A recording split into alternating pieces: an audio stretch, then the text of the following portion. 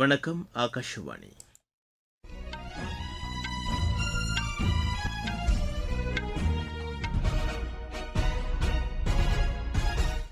செய்திகள் வாசிப்பவர் முகமது. தலைப்புச் செய்திகள். ஹார்மோஸ் நீரிணை பகுதியில் தடையற்ற கப்பல் போக்குவரத்தை உறுதி செய்வது குறித்து சவுதி அரேபிய இளவரசர் முகமது பின் சல்மானுடன் ஆலோசனை நடத்தியதாக பிரதமர் திரு நரேந்திர மோடி தெரிவித்துள்ளார். மேற்காசியாவில் நிலவும் சூழலை கருத்தில் கொண்டு எரிசக்தி பாதுகாப்பில் ஒருங்கிணைந்த நடவடிக்கைகளின் அவசியம் குறித்து பாதுகாப்புத்துறை அமைச்சர் திரு ராஜ்நாத் சிங் வலியுறுத்தியுள்ளார். கேரள சட்டப்பேரவை தேர்தலையொட்டி அரசியல் கட்சிகளின் வாக்கு சேகரிப்பு தீவிரமடைந்துள்ளது. ரஷ்யாவில் இருந்து சுத்திகரிக்கப்பட்ட பெட்ரோல் ஏற்றுமதிக்கு வரும் 1ஆம் தேதி முதல் தடை விதிப்பதற்கான நடவடிக்கைகள் மேற்கொள்ளப்பட்டு வருவதாக அந்நாட்டு அரசு தெரிவித்துள்ளது. ஸ்பெயின் பாரா பேட்மிண்டன் கலப்பு இரட்டையர் பிரிவில் இந்தியாவின் பிரமோத் பகத் மனிஷா ராமதாஸ் இணை இறுதிப் போட்டிக்கு முன்னேறியுள்ளது. இனி விரிவான செய்திகள். பிரதமர் திரு நரேந்திர மோடி சவுதி அரேபிய இளவரசர் முகமது பின் சல்மானை தொலைபேசியில் தொடர்பு கொண்டு பேசினார். இதுகுறித்து சமூக வலைதளத்தில் அவர் வெளியிட்டுள்ள பதிவில் மேற்காசிய போர் சூழல் குறித்தும் அப்பகுதியில் தடையற்ற கப்பல் போக்குவரத்தை உறுதி செய்வது குறித்தும் விவாதித்ததாக குறிப்பிட்டுள்ளார். எரிசக்தி கட்டமைப்புகள் மீது நடத்தப்படும் தாக்குதலுக்கு இந்தியா கண்டனம் தெரிவிப்பதாக பிரதமர் கூறியுள்ளார். சவுதி அரேபியாவில் உள்ள இந்தியர்களின் நலன்களை பாதுகாப்பதற்காக அந்நாட்டு அரசு மேற்கொண்டு வரும் நடவடிக்கைகளுக்கு தாம் நன்றி தெரிவித்ததாக பிரதமர் திரு நரேந்திர மோடி தெரிவித்துள்ளார். மேற்காசியாவில் நிலவும் சூழலை கருத்தில் கொண்டு எரிசக்தி பாதுகாப்பில் ஒருங்கிணைந்த நடவடிக்கைகள் மேற்கொள்ளப்பட வேண்டியதன் அவசியம் குறித்து பாதுகாப்புத்துறை அமைச்சர் திரு ராஜ்நாத் சிங் வலியுறுத்தியுள்ளார்.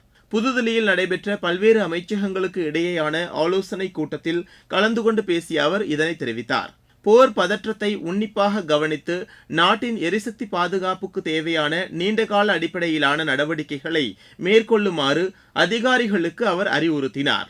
அரசின் அனைத்து கொள்கை முடிவுகளும் குறித்த காலத்திற்குள் செயல்படுத்த வேண்டும் என்று அவர் வலியுறுத்தினார். ஊடகங்கள் மூலம் பரப்பப்படும் தவறான தகவல்கள் மற்றும் வதந்திகளுக்கு எதிராக துல்லியமான தகவல்களை மக்களுக்கு வழங்குவதற்கான நடவடிக்கைகளை அமைச்சகங்கள் கவனத்தில் கொள்ள வேண்டும் என்று திரு ராஜ்நாத் சிங் கேட்டுக் கொண்டார். இந்தியா மொசாம்பிக் இடையே வர்த்தகம் மற்றும் முதலீடுகளை அதிகரிப்பதற்கான வாய்ப்புகள் குறித்து அந்நாட்டு பொருளாதாரத்துறை அமைச்சருடன் விவாதித்ததாக மத்திய வர்த்தகம் மற்றும் தொழில்துறை அமைச்சர் திரு பியூஷ் கோயல் தெரிவித்துள்ளார். இது தொடர்பாக சமூக வலைதளத்தில் அவர் வெளியிட்டுள்ள பதிவில் அண்மையில் ஏற்பட்ட வெள்ளப்பெருக்கால் பாதிக்கப்பட்டுள்ள அந்நாட்டு மக்களுக்கு இந்தியா துணை நிற்கும் என்று தெரிவித்துள்ளார். இந்நிலையில் கேமரூனில் நடைபெற்று வரும் உலக வர்த்தக அமைப்பின் அமைச்சர்கள் நிலையிலான மாநாட்டிற்கு இடையே நார்வே வெளியுறவு அமைச்சர் திரு எப்சன் பார்த், பிரிட்டன் வர்த்தக அமைச்சர் திரு பீட்டர் கைல், பார்படாஸ் வெளியுறவு அமைச்சர் திரு கிறிஸ்டோபர் பீட்டர் சிங்க்லரையும் சந்தித்து பேசினார். இந்த சந்திப்பின் போது உலக வர்த்தக அமைப்பில் சீர்திருத்தங்கள் மேற்கொள்ளப்பட வேண்டியதன் அவசியம் குறித்து விவாதித்ததாக தெரிவித்துள்ளார். வர்த்தகம் தொடர்பான முடிவுகளை எடுப்பதற்கு உலக நாடுகளுக்கு இடையே கருத்தொற்றுமை எட்டப்பட வேண்டியது அவசியம் என்றும் அவர் கூறியுள்ளார். இந்தியா பிரிட்டன் இடையே விரிவான பொருளாதார மற்றும் வர்த்தக ஒப்பந்தத்தை செயல்பாட்டுக்கு கொண்டு வருவது குறித்து அந்நாட்டு வர்த்தக அமைச்சருடன் ஆலோசனை நடத்தியதாக திரு பியூஷ் கோயல் குறிப்பிட்டுள்ளார். பிரதமர் திரு நரேந்திர மோடி மக்களிடையே மனம் திறந்து பேசும் மன் கி பாத் நிகழ்ச்சி அகில இந்திய வானொலியில் இன்று காலை 11 மணிக்கு ஒலிபரப்பாகிறது. நாட்டில் உள்ள அனைத்து வானொலி நிலையங்களும் இதனை அஞ்சல் செய்யும். பிரதமரின் உரை முடிந்தவுடன் அதன் தமிழாக்கத்தை சென்னை அகில இந்திய வானொலி ஒலிபரப்புகிறது. இது இரவு 8 மணிக்கு மறு ஒலிபரப்பும் செய்யப்படுகிறது. தமிழகம் மற்றும் புதுச்சேரியில் உள்ள அனைத்து வானொலி நிலையங்களும் இதனை அஞ்சல் செய்யும். கேரள சட்டப்பேரவை தேர்தலையொட்டி அரசியல் கட்சிகளின் வாக்கு சேகரிப்பு தீவிரமடைந்துள்ளது. அம்மாநில சட்டப்பேரவைக்கு அடுத்த மாதம் 9ஆம் தேதி வாக்குப்பதிவு நடைபெறவுள்ள நிலையில் அரசியல் கட்சி தலைவர்கள் தீவிர வாக்கு சேகரிப்பில் ஈடுபட்டுள்ளனர்.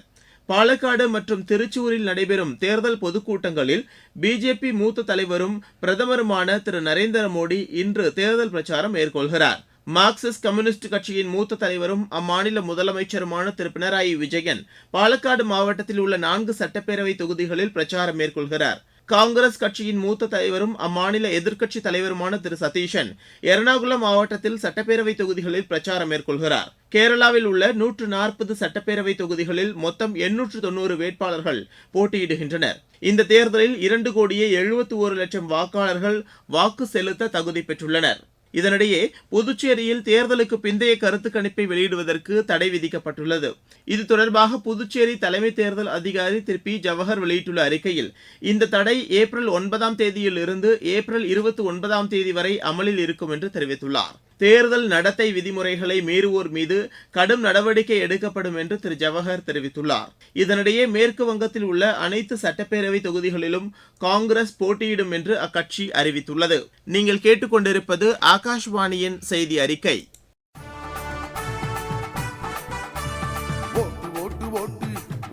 பணம் ஈட்டுவோரை ஓட்டு ஓட்டு ஓட்டு காட்டு காட்டு காட்டு உன் வாக்குரிமை வலிமையை நீ காட்டு காட்டு காட்டு ஓட்டு ஓட்டு ஓட்டு ஓட்டுக்கு பணம் ஈட்டுவோரை ஓட்டு ஓட்டு ஓட்டு காட்டு காட்டு காட்டு உன் வாக்குரிமை வலிமையை நீ காட்டு காட்டு காட்டு.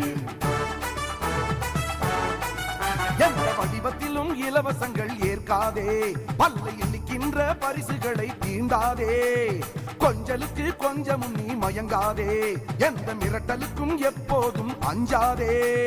வெகுமானத்தால் உன் தன்மானத்தை யாரிடமும் விலை பேசாதே, நீ சட்டத்தை விட்டு விலகி போகாதே.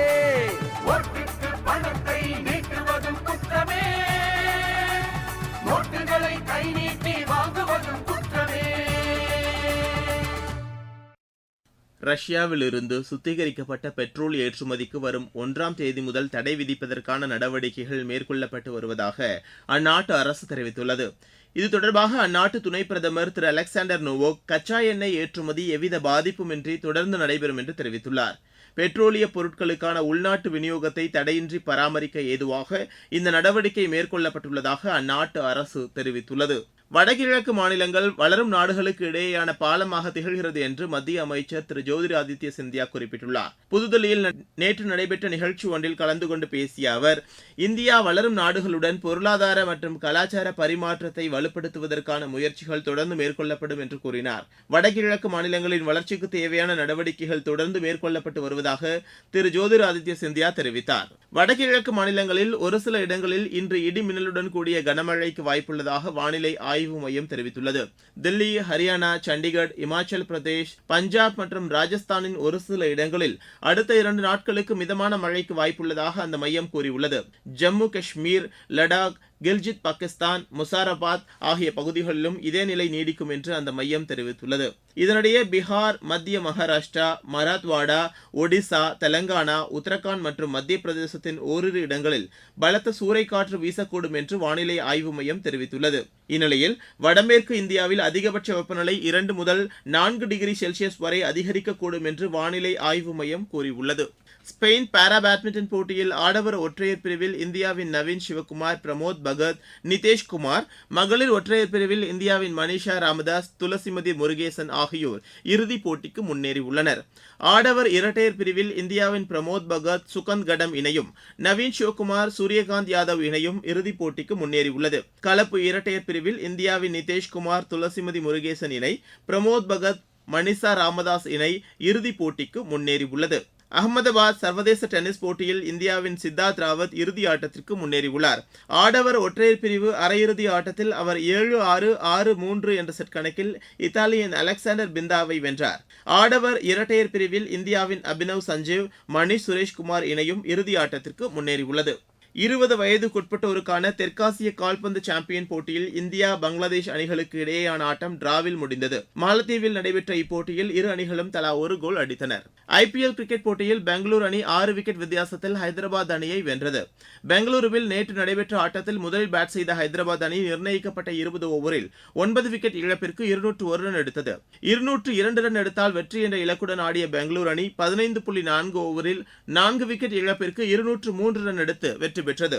மீண்டும் தலைப்புச் செய்திகள். ஹார்மோஸ் நீரிணை பகுதியில் தடையற்ற கப்பல் போக்குவரத்தை உறுதி செய்வது குறித்து சவுதி அரேபிய இளவரசர் முகமது பின் சல்மானுடன் ஆலோசனை நடத்தியதாக பிரதமர் திரு நரேந்திர மோடி தெரிவித்துள்ளார். மேற்காசியாவில் நிலவும் சூழலை கருத்தில் கொண்டு எரிசக்தி பாதுகாப்பில் ஒருங்கிணைந்த நடவடிக்கைகளின் அவசியம் குறித்து பாதுகாப்புத்துறை அமைச்சர் திரு ராஜ்நாத் சிங் வலியுறுத்தியுள்ளார்.